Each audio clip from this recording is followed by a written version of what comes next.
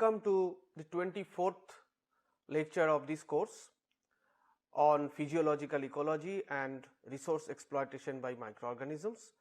Will be the major topic of this series of lectures, and in this particular lecture we are going to discuss about the overview of metabolism and the logic of electron transport. We are also going to discuss about the flow of carbon and electrons in anaerobic food chains, interspecies metabolic or metabolite transfer and its importance. Now, before we proceed into the details of these anaerobic reactions that facilitate metabolism of complex organic materials within different environments by microorganisms, a quick recap from the previous session is here. In our previous lectures, we have learned the concept of resource utilization and oxidation reduction reaction, which are found to be very important in understanding the overall physiological function of the organisms present in any environment, and in terms of environmental biotechnology, where we want to exploit these organisms and their different metabolic attributes, often utilizing the resources which are available within the environment. So, be it the carbon containing materials or the inorganic resources. So, in this reference, the importance of catabolism and anabolism were particularly highlighted. So, as we possibly understand that the catabolism is a set of reactions which are highly networked among themselves, and that facilitates the oxidation of reduced substrates. So, any kind of reduced substrates present in the environment are subjected to oxidation, and during this oxidation process the molecular structure of the compound is broken down and the electrons or energy are liberated. Often the carbon molecules which are released during this oxidation process are used to produce the precursor molecules, and these precursor molecules are used by the cells for its subsequent biosynthetic reaction. Now, during this course of oxidation of reduced substrates, we identified that there is a very important process of substrate level phosphorylation through which ATP molecules are directly generated. There is also an event of electron transport connected to this catabolic oxidation or catabolic reactions. The reducing power like NADH, H plus or FADH2 generated during this oxidation process eventually transfer the electrons to the electron carrier complexes present over the membranes and facilitate the electron transport. Through the electron transport process, the proton motive force is generated, and the proton motive force eventually leads to useful function or may be converted to the generation of ATP. One of the very important aspect of this electron transport mediated catabolism of substances present in any environment is the dissimilatory reduction of different electron acceptors which are available and used by these microorganisms. As we understand that aerobic organisms, they utilize oxygen as their terminal electron acceptor and facilitate the operation of the electron transport process, and thereby they generate ATP or the proton motive force. In absence of oxygen, nitrate, iron, manganese, sulfate and several other inorganic compounds or even carbon dioxide can be used as the terminal electron acceptor. We call it terminal electron acceptor because this is the final electron acceptor in the electron accepting or electron transport process, which is already discussed in our earlier lectures. Now, the main point of interest over this is that during the catabolic reactions or the catabolism of substances, these terminal electron acceptor molecules are reduced, and they are reduced in a form like nitrate is reduced to ammonia or nitrate is reduced to nitrogen, iron is reduced to Fe2 plus or Mn is reduced, sulfate is reduced to sulfide or carbon dioxide is reduced to methane. Interestingly, these reduced products are not assimilated or not utilized by the cells in its own metabolism or growth or maintenance. these reduced products are produced only outside the cell and are of no use. These type of reduction reactions are therefore called as dissimilatory reduction process, which are a very characteristic property of the catabolic events or catabolism. Now, on the in contrast to this catabolism, the anabolism reactions facilitate the synthesis of cell materials and biomass, that is basically the reduced molecules, the macromolecules are produced through these anabolic reactions or anabolism. Again, this is a set of highly networked or interconnected reactions, and these reactions are most of the time energy consuming, and they consume the energy in the term of ATP, and this ATP is the same ATP which is produced during the catabolism reaction. And the ATP along with the reducing powers which are produced during catabolism are utilized. The precursor molecules which I referred earlier were utilized, and eventually the biosynthetic reactions are achieved. Now, during this biosynthesis reaction, C-C bonds, carbon-carbon bonds are created. These are the synthesis of different molecules, macromolecules, which eventually produce the cell material or cell biomass. During this anabolism, we also find that the reduction of several compounds like nitrate, carbon dioxide, sulfate, etc. happens. Now, this reduction process leads to the reduced material, synthesis of the reduced materials like nitrate could be reduced to ammonia. Now, this ammonia, production of the ammonia is different from the production of the ammonia that we found during catabolism reaction. During this anabolic production of ammonia through reduction of nitrate, the produced material like the ammonia, for example, is produced inside the cell or utilized by the cell for its own function. Therefore, these type of reactions or the reduction processes are called assimilatory reduction process. Now, there is a very interesting network of events, as I mentioned, of the biochemical reactions, and this is referred as biochemical manifestation of catabolism. As we understand this, the catabolism of the glucose like molecule facilitates by its oxidation. So, as it gets oxidized, the backbone of the glucose, the 6 carbon glucose molecule is oxidized or broken down into 2 3 carbon molecules, that is the pyruvic acid. Now, this pyruvic acid further undergoes the oxidation process to produce this 2 carbon acetyl CoA molecule, and this acetyl CoA molecule is subjected to an intense series of reactions through the biochemical processes. What is very important here is that the glucose to pyruvate production facilitates the substrate level phosphorylation that I mentioned earlier and leads to the production of ATP molecule, whereas it also produces a number of reducing power, that is the electrons are released during the oxidation of glucose to pyruvic acid, and these electrons are carried by the NADH or NADPH molecule. So, essentially following this oxidation of the glucose, we produce, now the microbes they produce ATP molecule through substrate level phosphorylation and a number of reduced electron acceptor or electron carrier, that is the nicotinamide adenine dinucleotide or nicotinamide adenine dinucleotide phosphates, which are in their reduced form. More number of these forms are produced also during the further metabolism or the degradation of the acetyl CoA through the well known citric acid cycle or TCA cycle. During the TCA cycle also some molecules of ATP or ATP equivalent molecules are generated. Now, what is the eventual fate of these reducing power which are produced? These reducing power which are produced by the oxidation of the glucose with a series of reactions, both including the first phase of the glycolysis as well as the TCA cycle. These NADH, H plus or NADPH both carrying the electrons, they donate the electrons to electron transport chain, and a series of electron transfer reactions occur unless and until the electrons they reach to the final or the terminal electron acceptor, that is the oxygen.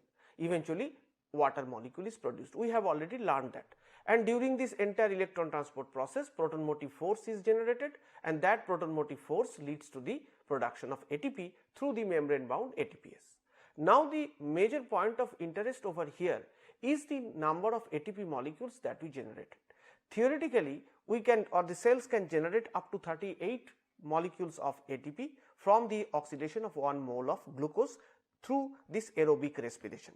Now, it is important to understand also that this is subjected to the availability of oxygen, because if oxygen is available, then only the electron transport chain will be able to operate in such a way so that the maximum free energy change can be obtained.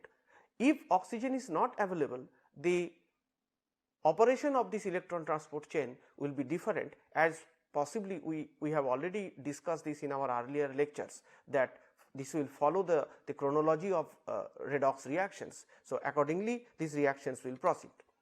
Now, the exploitation of the electron transport chain is considered to be a major point in catabolism. How well the cells present in a particular environment are capable of exploiting their electron transport chain. Often with respect to environmental biotechnology processes, no matter whether it is bioremediation or carbon sequestration or some other processes, petroleum oil recovery or petroleum contamination remediation, in all systems this role of electron transport chain is found to be very critical, because it is one of the major reactions or set of processes which controls the catabolism, eventually the process of the catabolism. Now, as long as there is an extracellular terminal electron acceptor, that is called the TEA, for example oxygen, that oxygen is going to consume the electrons. So, as long as that is available, this process will continue, and this will drive the flow of electrons through the electron transport chain, and ATP molecules will be produced. So, the assurance that the enough ATP molecules could be produced for the cells to function, or cells are benefited. So, thermodynamically the overall process becomes favorable for the cells, and when we assume that the process becomes favorable for the cells, the cell will be enjoying that process, and possibly that will be of our benefit as well. But there is a catch. The catch is the electron acceptor must be available. If electron acceptors are not available in the environment, then this electron transport system is not going to operate.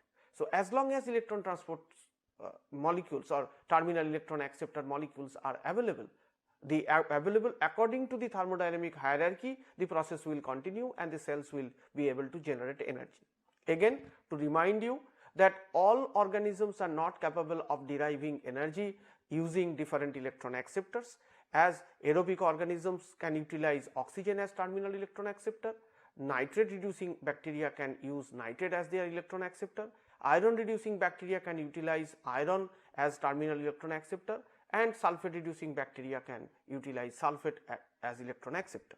There are some examples where a particular bacterial strain or bacterial species can metabolize multiple electron acceptors as well, but again, as we discussed earlier, this is entirely controlled by the genetic mechanism of the cells.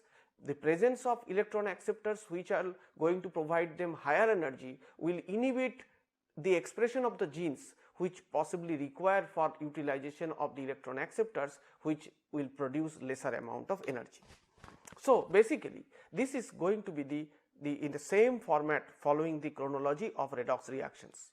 So, basically in aerobic environment, as long as oxygen is available in the environment, oxygen is the driver of what? Driver of the catabolic reactions.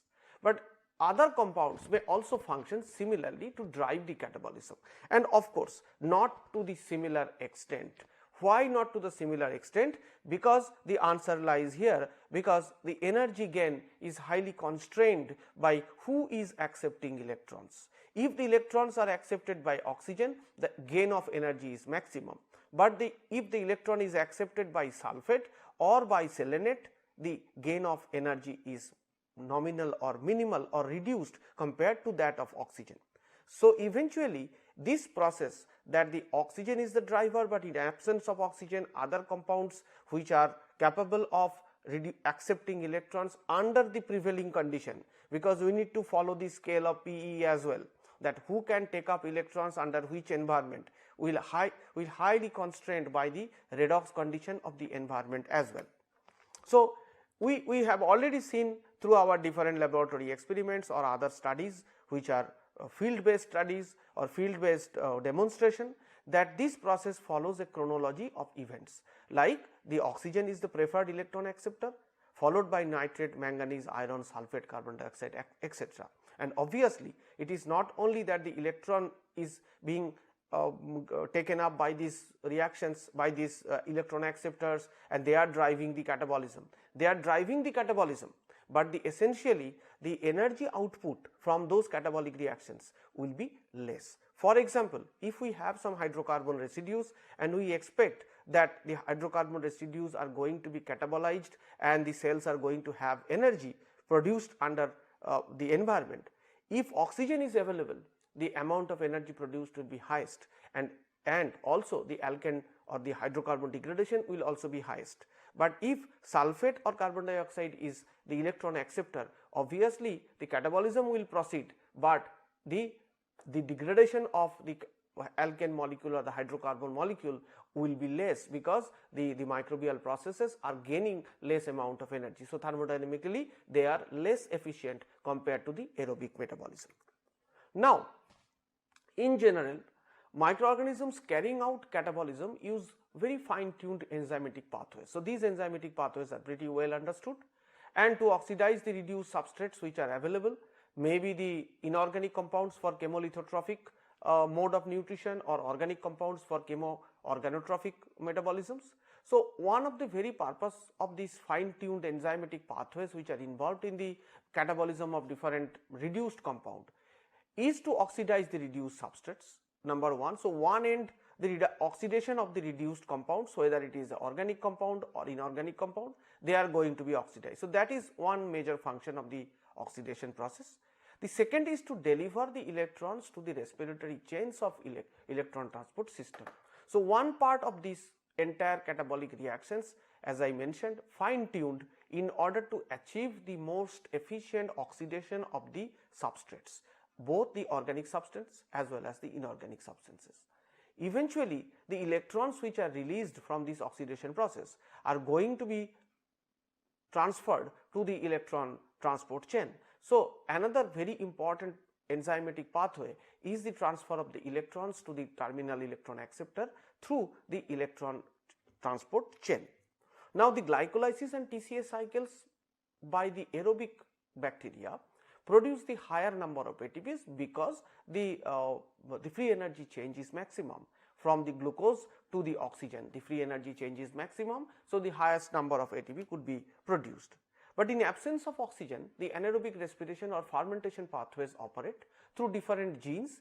Other TEAs are used. So, a number of separate pathways are operating. So, these pathways are basically operated encoded by different genes, and these genes, as I mentioned earlier also, these genes are tightly regulated, so that as soon as oxygen is depleted, perhaps then only the genes involved in denitrification or genes involved in iron reduction or sulfate reduction will be expressed, and they will allow the utilization of sulfate and other electron acceptor as per the redox condition of the environment, and eventually that will allow free energy gain. Now, the free energy gain under such conditions means when the oxygen is not there, will follow the thermodynamic hierarchy that we have seen just in the previous slide. Now, the next very important point, and possibly the last point of this series of lecture is the flow of carbon and electrons in anaerobic food chains, that is the syntrophy is the rule. So, we will discuss this keeping in mind that most of the environment may not be aerobic. So, oxygen may not be available. So, when oxygen is not there, the anaerobic reactions are going to occur. And why we are saying that it is anaerobic food chain? Because any kind of environment where oxygen is not there, we will see that compared to the aerobic mechanism, it is more complex, and it's facilitated by participation of a number of organisms. So, interconnected metabolic reactions are there, and that leads to a chain of events. That is why it is called anaerobic food chain. Now, we have already discussed about the 8 common processes that are recognized in the carbon rich habitat. So, any environment will have the aerobic respiration followed by denitrification, manganese reduction, iron reduction, sulfur reduction, and finally acetogenesis and methanogenesis.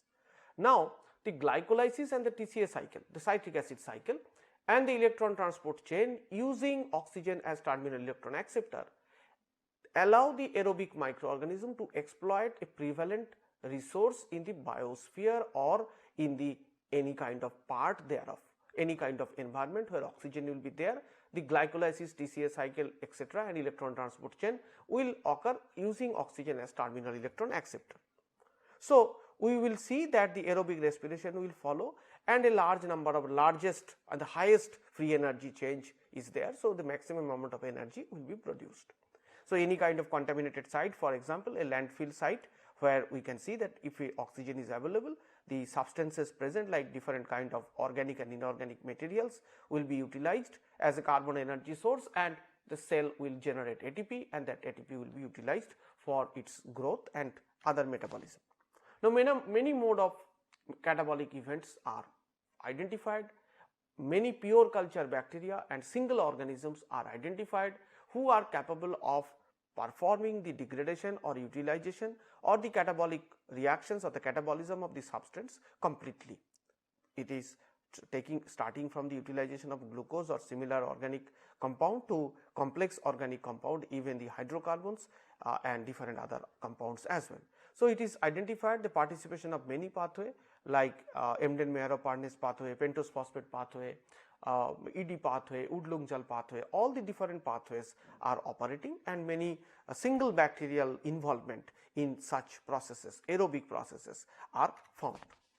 Now, compared to aerobic process where a single bacterial species or single microbial species could be involved in catabolic utilization of the reduced substrate and making the substrate decomposed, oxidized, and the cell growth to occur.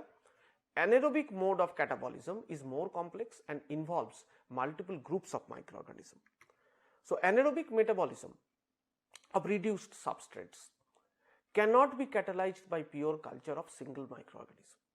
So, this is very important, and it is very contrasting point with respect to the aerobic degradation. Many compounds are degraded or converted or utilized by microorganisms single handedly. So, one single bacterial taxa or single bacterial species or single bacteria can, like Pseudomonas strains, Burkholderia strains, then there are many Rhodococcus strains, there are many bacterial strains who can actually metabolize the substrate completely and in presence of oxygen. But during the absence of oxygen, the same bacteria will be performing differently. You will find that the anaerobic metabolism is not possible. Complete anaerobic metabolism, maybe part of that is possible, but complete metabolic anaerobic metabolism is not possible with the pure culture of the organism, or if it is not cultured, if it is uncultured organism even, then with the involvement of a single microorganism. So, what is the fact regarding the anaerobic metabolism of different reduced substrates? They are, in that case where anaerobic metabolism of reduced substrates are going on, there are participation of a number of bacterial species or archaea along with them. So, these anaerobic metabolism of reduced substrates are only carried out by cooperating populations. So, what is cooperating populations?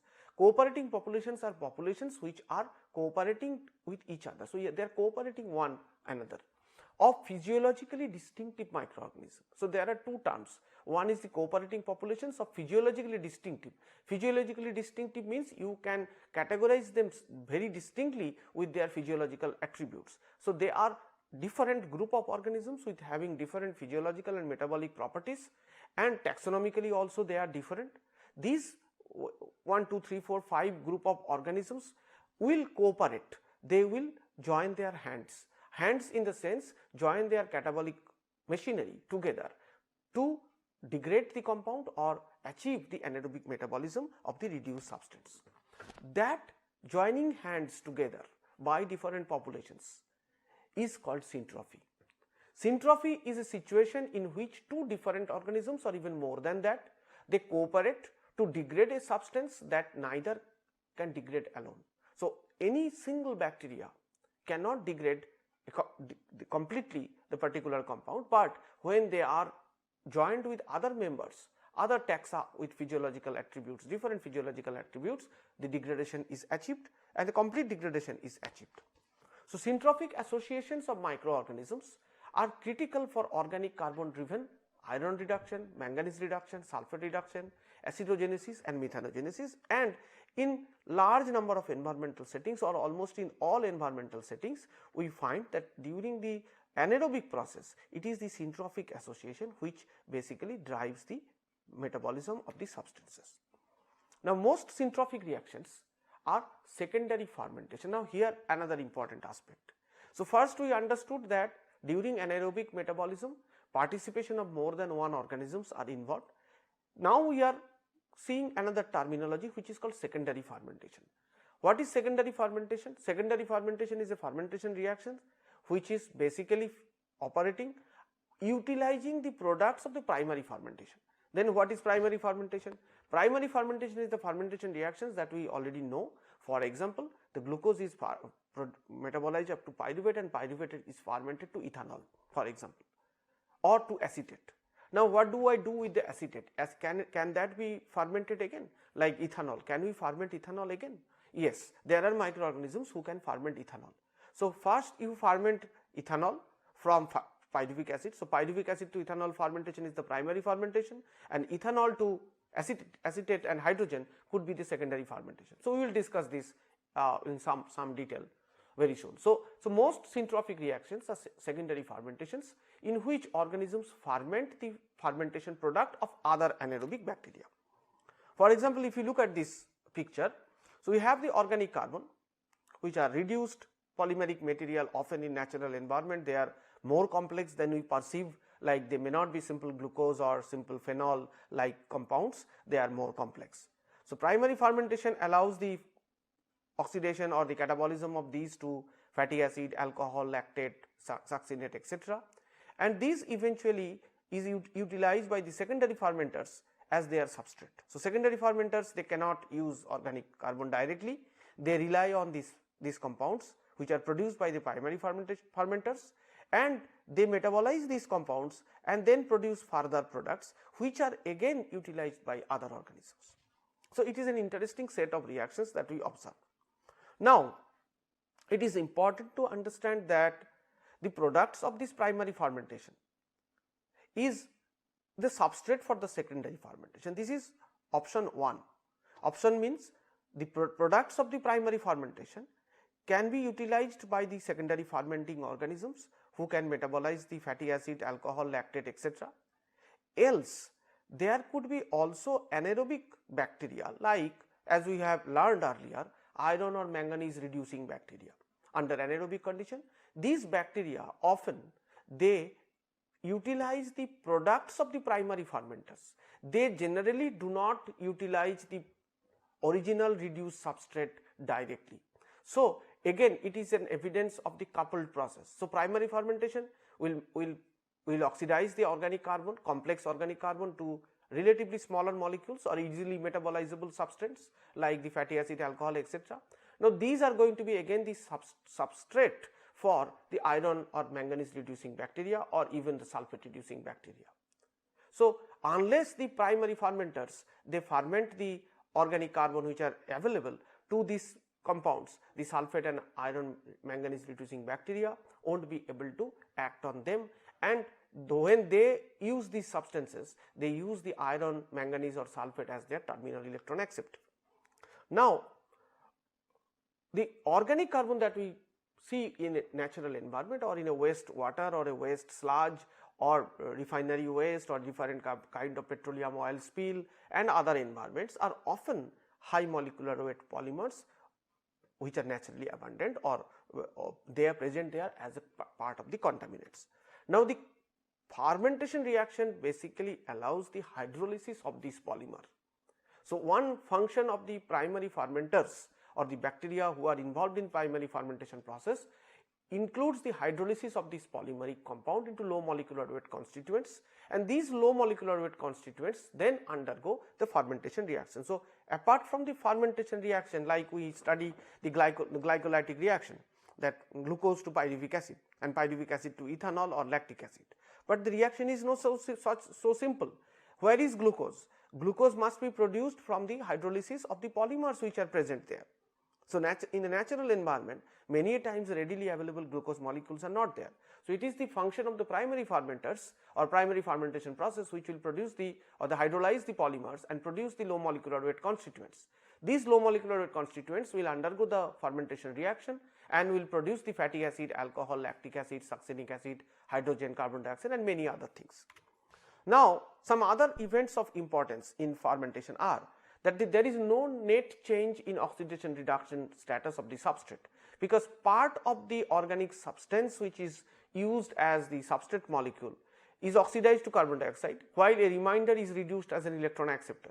For example, if you see glucose is broken down to pyruvic acid. So, 6 carbon containing glucose is broken down into 3 carbon molecule 2 pyruvic acid molecules. Now, pyruvic acid molecule is again used as an electron acceptor when it is reduced to lactic acid or ethanol.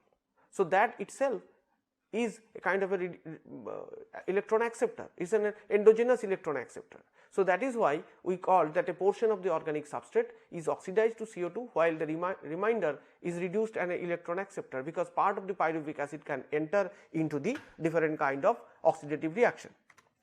Now, the products of the fermentation. So, we have the product of fermentation including a bunch of compounds, low molecular weight, often readily metabolizable substrates. These are produced by the primary fermentation. Now, these products of the fermentation are valuable metabolic resources for the various other metabolic group of bacteria who are the iron reducer, sulfate reducer and even the acidogenic and methanogenic bacteria or archaea respectively.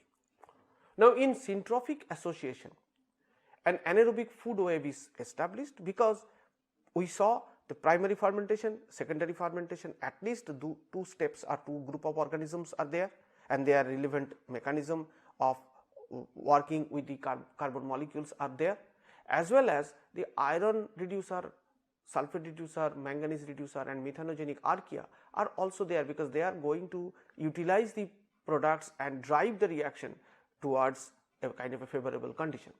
So, an anaerobic food web or anaerobic network is established in which metabolic byproducts of one group of microorganisms are essential substrate for the other. The flow of carbon, electrons and energy occurs among cooperating populations of the anaerobic organisms. Now, this picture explains the same fact, but in a more illustrative way, that the organic carbon which are there are utilized by the primary fermenters, producing a large number of metabolites including the fatty acid, lactic acid, succinic acid, hydrogen, etc. These are then utilized by specific group of microorganisms like the iron manganese reducing bacteria. They will rely only on the secondary fermentative products, they will not, or the primary fermentative products, they will not be able to use the organic carbon directly, sulfate reducing bacteria or the methanogenic archaea. Now, with this respect, there is a very interesting or important event which is called interspecies hydrogen transfer. This interspecies hydrogen transfer is an example of the metabolic linkage between the cooperating groups which are present in the anaerobic environment. Now, one of the metabolites of these syntrophic reactions is hydrogen. Now, hydrogen plays a critical role in interacting populations of syntrophy, because it is an important electron donor used by most of these groups.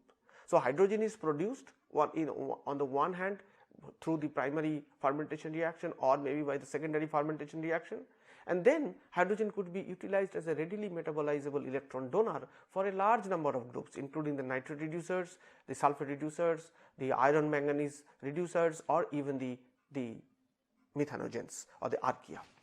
Now, the heart of the syntrophic reaction is basically considered to be the interspecies hydrogen transfer.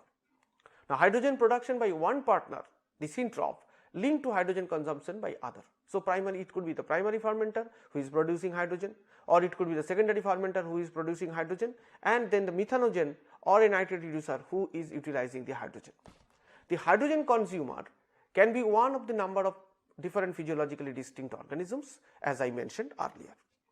For example, if we take this example where a syntrophic bacteria, Pelotomaculum, is coupling the hydrogen production or the oxidation of the alcohol or the ethanol to the formation of the methane. Now, if we see this particular reaction, the ethanol fermentation is normally done by this particular bacterium Pelotomaculum. Now, the overall reaction, if we look carefully, is not favorable because the free energy change for this del G 0 prime is positive, and since it is positive, it is basically an unfavorable reaction and can't be carried out by the fermenting bacterium alone. So, in contrast to my earlier discussion we had, or I had, that the aerobic processes are more often carried out by single bacteria or the pure culture bacteria or single organism. I mentioned that anaerobic metabolism is not possible to carried out by one species, one member. Why? Here is the example, because the oxidation of one part of the reaction is actually unfavorable.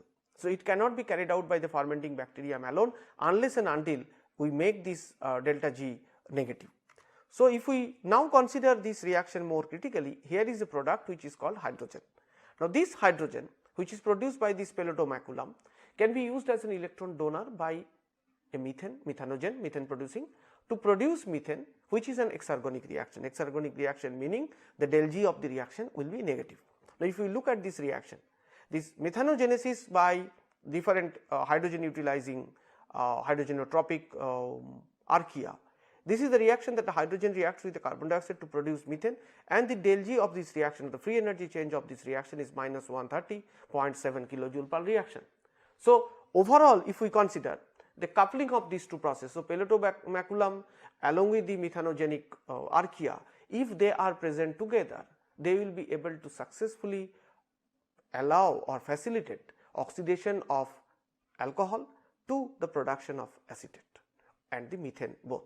So, if we want to plan a methane production from the alcohol or production of acetate from the alcohol, this is going to be the mechanism or this type of syntrophic association where interspecies hydrogen transfer, mainly in this case hydrogen transfer is going to play a role. So, if we look at this reaction, we will find that overall reaction becomes highly favorable, and it can be carried out by the combined participation of more than one member, that is the Pelotomaculum and the methanogenic archaea. Both took part in this reaction and facilitate the fermentation of ethanol to acetate and also the methanogenic production of the methane through the interspecies hydrogen transfer.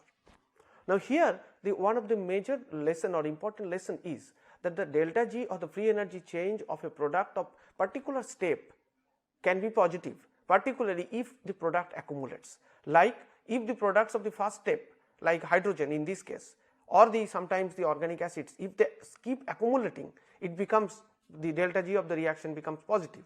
But if there is a second step, in this case in the previous example it was the methanogenic archaea who helped the first step bacteria like the Pelotomaculum to make the overall reaction del G negative. So, if we have a second step, the second step can be catalyzed or achieved by participation of a diverse type of organism, may not be only archaea, but also bacteria like manganese or iron or sulfate reducing bacteria as well, and then the delta G of the overall reaction becomes negative. Now, many of the fermentation reactions that occur in nature are not energetically favorable actually. So, if the end products are allowed to accumulate, so the syntrophic mechanism or syntrophy has evolved to manage this accumulation of the products. So, accumulation of the products of the first set of reaction are taken into consideration, and those products are utilized by a second set of reaction in the syntrophy. So, essentially the accumulation of products is handled very categorically. In order to reduce the accumulation, the products are immediately used up. So, the reaction flows continue. So, populations involved in the second step are effective at scavenging the fermentation products, especially hydrogen, and the overall process becomes thermodynamically highly favorable. So, overall the syntrophy, that is the metabolic cooperation between distinctive populations, is crucial for the success of many anaerobic processes. For this lecture, these following references are going to be useful, and in conclusion, the flow of carbon and electrons in anaerobic food chain is elaborated. Biochemical manifestation of catabolism, oxygen and other drivers were explained. Compared to aerobic process, anaerobic mode of catabolism is more complex and involves multiple groups of microorganisms. And finally, the importance of syntrophy and interspecies metabolite transfer in anaerobic metabolism is discussed. Thank you.